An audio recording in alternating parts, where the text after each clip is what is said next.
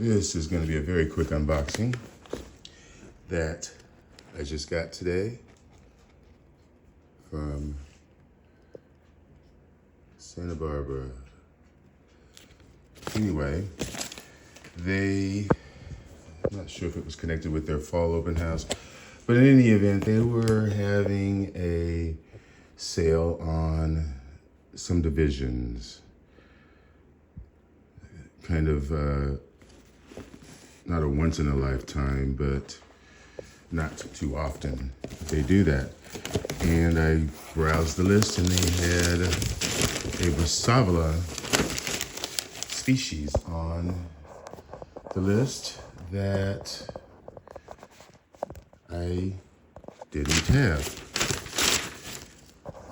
And so this was actually a couple months ago, and they wanted to wait until some new spikes had finished developing, and they wanted to wait until October to ship the plant. So here we are, and it's the middle of October. I'm just unboxing and opening the box. And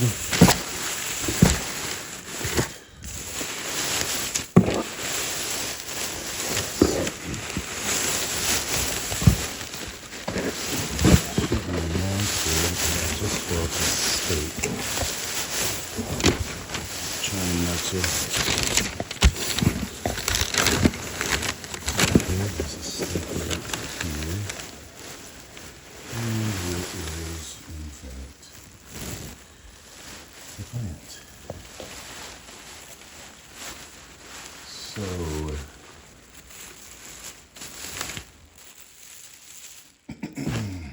let me get it out of this. Maybe we can do it with one hand. But you see the size of it. Now they did say that there were new growths coming out, which is the reason that they wanted to wait on it being shipped. So we shall see. But so far so good. And I don't know if there's any new growths.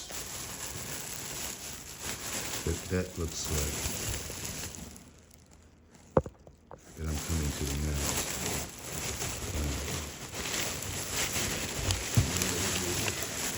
Lift it up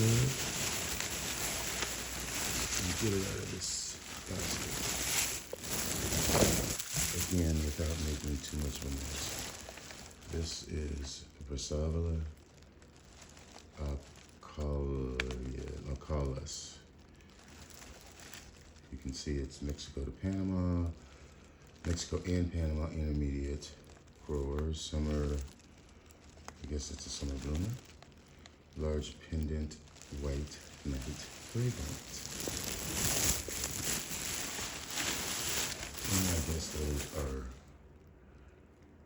new growths. But in any event, let's see if I can stand it up and get an overall view of it.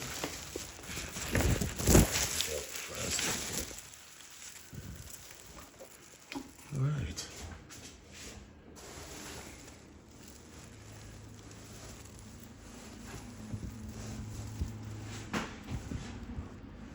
So this is BRASSAVOLA Occhids.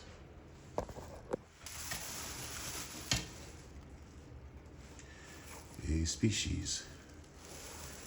And you see how long they are.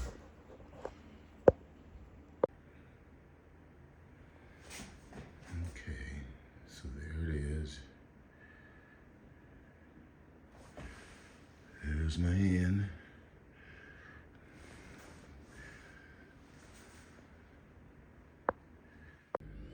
BRASSAVOLA Occhids is native to Guatemala, Costa Rica, Mexico, native to moist foothills where it grows on tree branches.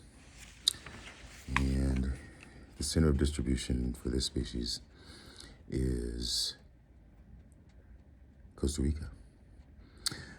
This is a spectacular species with large, white, nocturnally fragrant flowers.